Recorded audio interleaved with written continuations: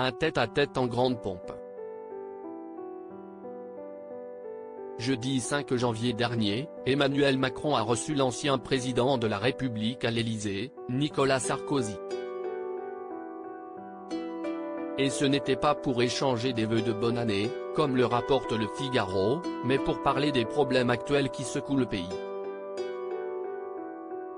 Leur entrevue a eu lieu 2 jours après la présentation du projet de réforme des retraites, fortement contesté en France.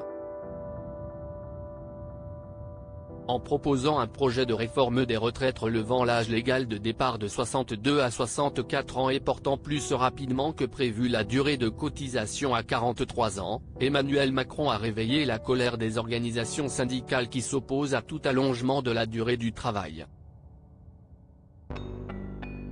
En réponse à la présentation du texte de l'exécutif, la droite LR, dont Éric Ciotti a récemment pris la tête, a indiqué qu'elle voterait pour.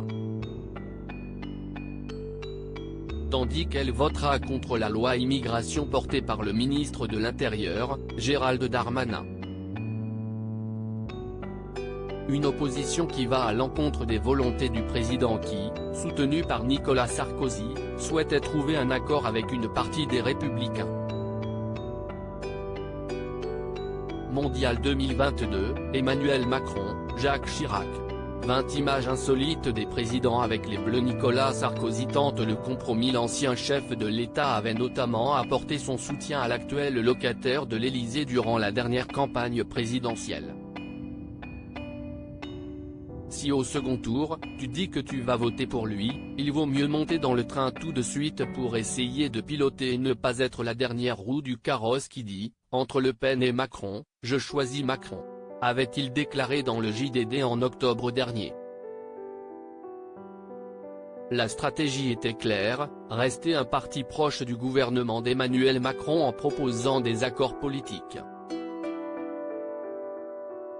Mais ce challenge paraît difficile, à l'heure où les Républicains oscillent entre Le Pen et Mélenchon, estimait encore Nicolas Sarkozy auprès du JDD. Dans ce même entretien, le mari de Carla Bruni avait souligné les points forts d'Emmanuel Macron, à savoir, ses capacités éruptives, son sang-froid, sa mesure.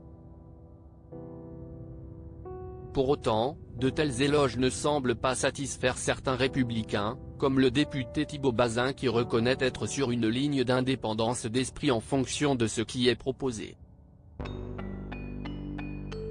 L'espoir que les Républicains se positionnent en faveur de la Macronie reste donc en suspens.